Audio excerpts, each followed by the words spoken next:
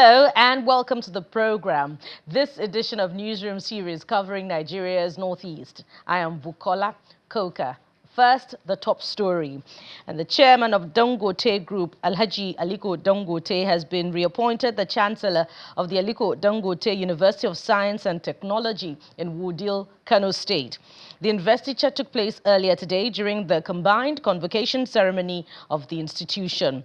His reappointment makes it the second time the billionaire businessman is taking up the position. In his acceptance speech, Alhaji Dangote unveiled a 15 billion naira 5-year development plan for the university, aimed at elevating the institution into one of Nigeria's top 3 universities and the leading center of excellence in West Africa. The projects include the design and construction of student hostels, engineering and computer laboratories, mini solar plant, as well as employment of outstanding students across the Dangote group of companies. The school is celebrating 18,000 students in a combined convocation ceremony for those that have graduated from the university in the last 10 years to date.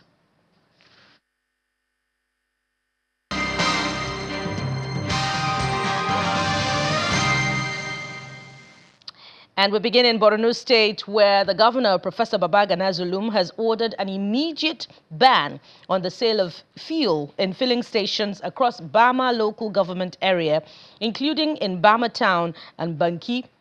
The ban was issued after due consultations with security agencies in the state and is aimed at addressing the prevailing security challenges in the state. In a statement released on Saturday by the Special Advisor to the Governor on Media, Dauda Ilya, the measure is explained to be part of the state government's strategic response to counter-insurgency operations. He warned that anyone found violating the directive would face the full weight of the law. Governor Zulum reiterated his administration's commitment to restoring lasting peace in the state and called for the support and cooperation of citizens in the ongoing fight against insurgency. And the Gombe State Police Command has launched Safe School Initiative to provide a formidable educational ecosystem where security threats to teaching and learning in the state are mitigated or reduced to the barest minimum. During a stakeholder forum at the Matrix International Hall, the School Protection Squad, SPS, made up of 60 police officers for Gombe State, who would be trained and equipped with state-of-the-art tools, was presented to members of the public. The federal government, in line with President Bola Tinubu's Renewed Hope agenda, says the initiative is an all-of-society approach at keeping schools safe and secure. Years 2014 and 2018 were a watershed for Nigeria when 276 schoolgirls in Chibok and over 100 schoolgirls in Dapchi were taken away from their dormitories by insurgents. 2 developments which sent shockwaves around the world. According to a 2021 report by the National Policy on Safety, Security and Violence-Free Schools, more than 600 teachers were killed in attacks, while more than 1,900 were displaced as close to 2,000 children were abducted, which informed the desire of the federal government to launch School Protection Initiative. Safe School Initiative is a pragmatic approach of collective policing style that protects the children's rights to learn. This educational security policy provides a detailed framework of proactive and prompt response mechanisms to counter any emerging security threat and guarantee the safety and security of our schools, students, teachers, non-academic staff, and host communities to ensure smooth implementation of teaching and learning in schools. As custodians of our children's safety and the future of our communities, it is imperative that we join hands to assess, strategize, and act proactively to ensure that our schools remain safe, secure, and conducive for learning. The program adds another formidable security layer for schools in Gombe State. We have 23 boarding senior secondary schools with 399 junior secondary schools and 761 private schools with more than 3,000 primary schools. With the use of surveillance and 24/7 call center, 60 men of the School Protection Squad are trained to detect early warning signs and prevent attacks in schools before they happen. This 60 set of police officers will be dedicated to ensuring safety and prevention of crime or criminal activities in any school. And these officers are cut across the 3 senatorial districts in the state. And part of the training we're giving them includes early warning system. How do you detect when something is about to happen? Because the best form of security is prevention. So we want to be proactive instead of being reactive to incident when it happens. By 2019, the President signed the Safe School Declaration document, signaling the country's commitment to its implementation. And where we have over 100 member countries that have signed to that declaration, that means across Africa, we're having the same challenge of attacks on education, with calls for regional strategy. In keeping with President Bola Tinubu's renewed hope agenda, the Inspector General of Police, Kayode Egbetokun, expresses confidence that the launch of the School Protection Initiative will mark a turning point for schools in Nigeria as centers of learning and peace of mind.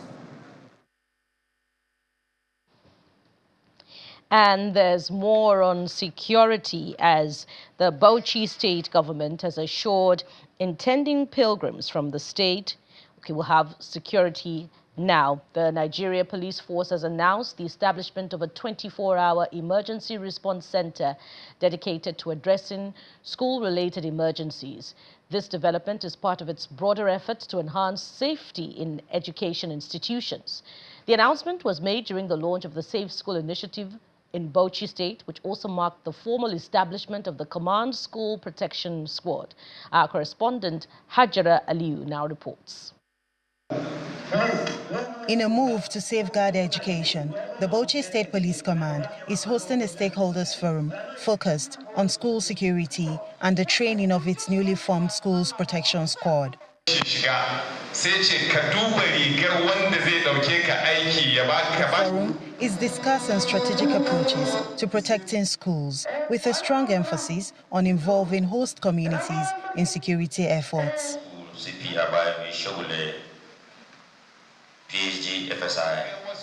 These deliberations coincide with the launch of the Safe School Initiative and the inauguration of the Schools Protection Squad, a dedicated unit within the police force tasked with implementing the initiative. The initiative aims to prevent attacks on schools across Bauchi State and promote a secure learning environment. This squad will be rigorously trained and dedicated to tirelessly preventing attacks and effectively addressing emergencies as they arise. The Nigeria Police is calling on stakeholders to support the efforts in line with the National Plan for Financing Safe Schools as they request the public to make use of the new emergency call center. It is therefore imperative that our educational authorities and community leaders work hand in glove with the police and other security agencies to ensure that our schools are fortified against any potential threat.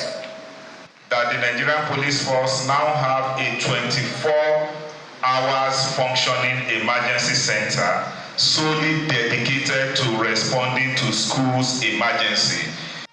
The Bauchi State government describes the timing of the launch as commendable. This could not come in a better time than this, when there are resurgence of the activities of bandits and insurgents in some areas of the state.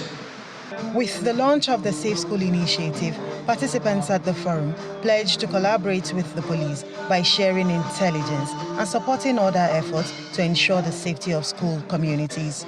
Hajara Aliyu, Channels Television News.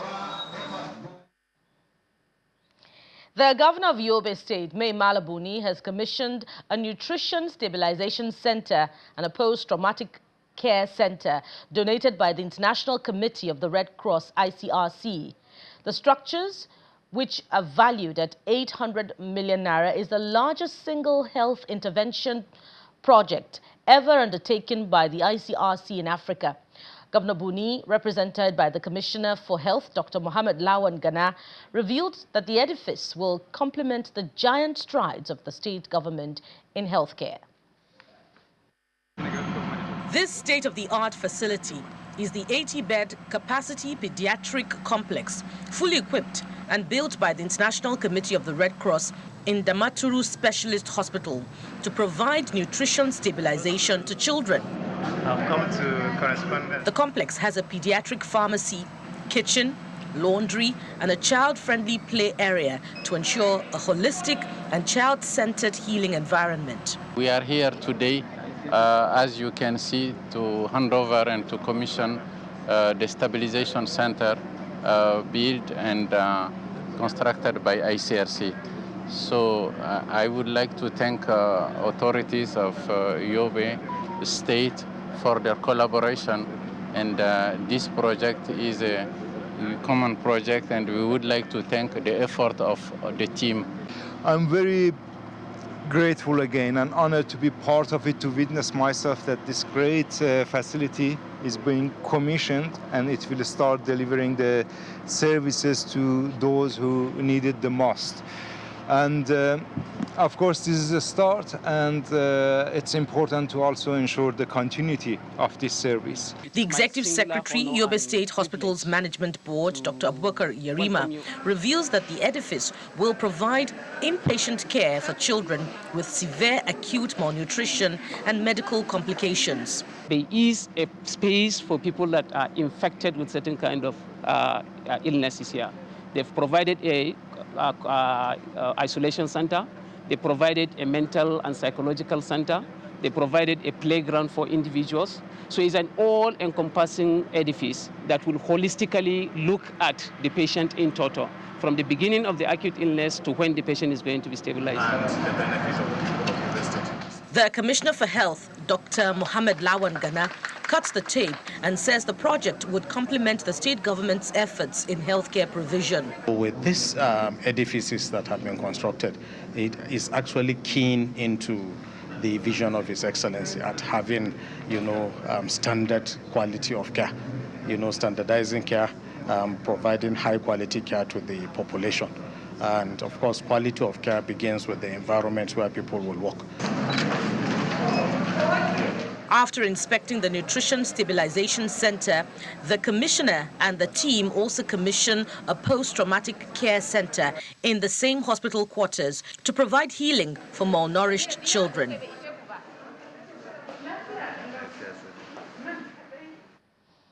And now to agriculture and its quest to... We'll take a break now, but to expect after the break, we'll be touching on Yobe State's agriculture sector. Stay with us, we'll be right back.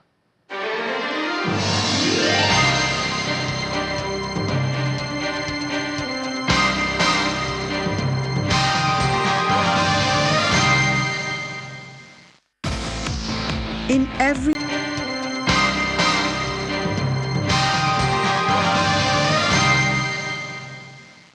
Welcome back. In its quest to revitalize the agriculture sector, the Yobe State government, under the Ministry of Agriculture and Animal Resources, has revived agricultural exhibitions across the state. The one-week event, which held in Damaturu, the state capital, 19 years after the first exhibition, showcases the rich agricultural potential in crop, fishing and livestock production. Governor Buni, who was represented by the Commissioner for Agriculture, Aliko, says more agricultural inputs will be distributed to farmers to boost the sector. It is the season of showcasing varieties of livestock, crops, fortified seeds, fish varieties among other agricultural products in Yobe State after 19 years of neglect. Government officials, farmers, among other stakeholders gather here for the Agric exhibition to encourage agricultural activities in the state. This administration is committed to the development and revival of agricultural sector. This is attested through the development of numerous agricultural policies and programs to enhance agricultural production and productivity across the state. I want to use this opportunity to inform the participants that the last time such an event took place was 19 years ago. This further signifies that the present administration of His Excellency Honorable Memala Buni, the Chiroma of Gujuma, is ever ready to bring lasting change to the agricultural sector. The project coordinator, Agroclimatic Resilience in Semi-Arid Landscape, Akresal, applauds Yobe State for making a headway in revitalizing the agricultural sector. Yobe Akresal has been privileged to collaborate with the Ministry of Agriculture, providing essential support to improve agricultural practices and outcomes. Under the dynamic leadership of His Excellency, Yobe Akresal was able to achieve the following: support the State Ministry of Agriculture in training 178 extension workers across the world in the state. Governor Mai Malambuni, represented by the Commissioner for Agriculture, Aliko, explains that over 17 billion naira were expended on procurement of agricultural inputs and distributed to farmers freely in 2024 alone, just as he highlights the essence of the agricultural display, which is aimed at showcasing the abundant agricultural potentials of the state. The Commissioner for Agriculture leads government officials to inspect the pavilions of the 17 local government areas of the state, as well as private agricultural pavilions who participated in the exhibition.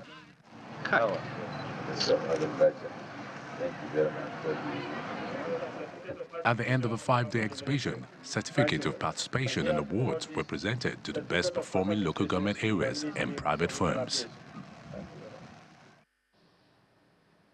In Adamawa, Governor Umar Fintiri has given the assurance that his administration will develop more projects that will create opportunities for the youths in the state before his tenure is over. The governor gave this assurance while on an on-the-spot inspection of some ongoing projects within Yola, the state capital, where he restated his commitment to transforming Adamawa into one of the frontline states in the north and in the country at large. Governor Umaru Fintiri is on one of his usual unscheduled visits to project sites, this time to the Jimeta Ultra-Modern Stadium along the Yola-Numan Road, where he's received by the contractor handling the construction of the stadium facility. Accompanied by his deputy and some members of his cabinet, Governor Fintiri makes some observations about the project. The contractor handling the stadium facility project gives assurances that work is progressing steadily, promising to deliver a world-class facility. We are very much on track, and we are doing everything to ensure that even we deliver in the earnest time that we have on hands. As we can see, all the foreign components are already here. Which will be, the most challenging aspect of this. So what we have now is just to couple them and put them in order, and we're out of this place. Speaking to journalists shortly after, Governor Fintiri expresses satisfaction with the work done so far. The contractor is working with the speed and precision and standard that is expected on the job. He couldn't deliver in March and April as promised, because also we have given him other additional jobs. You can see the other popular side is going to have a canopy that will cover from the hot sun in this part of the world. He emphasizes further that his administration remains focused on securing a brighter future for Adamawa youths through sustainable infrastructure and job creation initiatives. I can assure you that even the best is yet to come. We are still at our drawing board with the members of the cabinet, trying to see what we can improve, what we can do better, and what we can still do more for the state, for us to catch up with states that have already gone far ahead of us before now. The assessment tour rounds off with the governor's inspection of the ongoing construction of the Jimeta Odo Modern Shopping Complex along Atiku Abubakar Way, where he expressed satisfaction with both the quality and pace of work.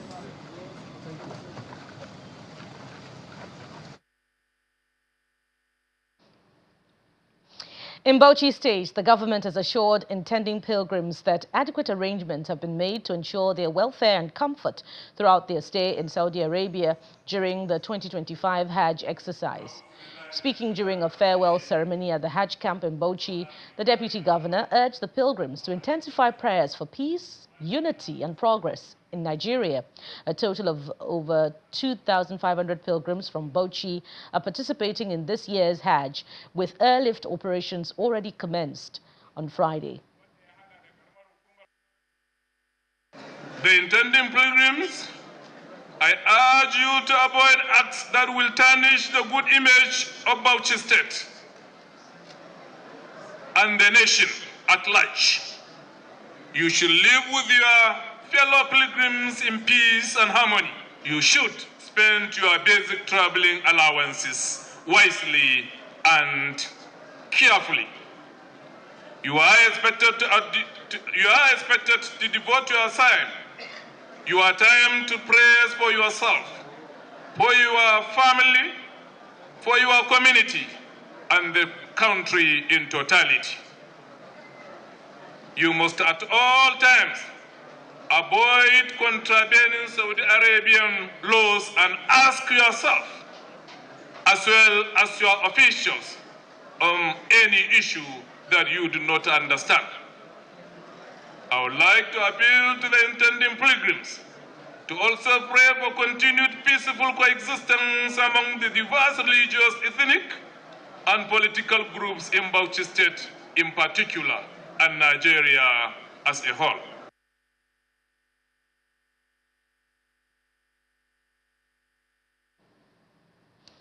The chairman, House Committee on Nigeria-Malta Republic Parliament Group, Mohammed Lawyer, alongside members, have paid an unscheduled visit to the Taraba State University and the Taraba State College of Agriculture, Science and Technology.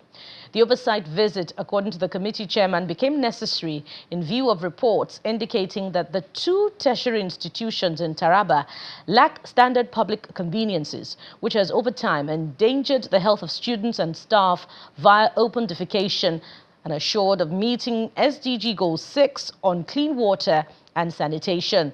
He revealed that he has influenced the allocation of 100 million naira in the 2025 budget for the construction of conveniences and other sanitary infrastructure in both institutions to safeguard their lives and ensure a conducive learning environment.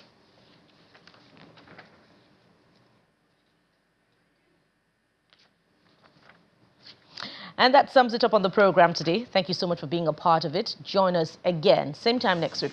We'll bring you another round of editions of the program covering different regions of the program. I am Bukola Koka. Bye for now.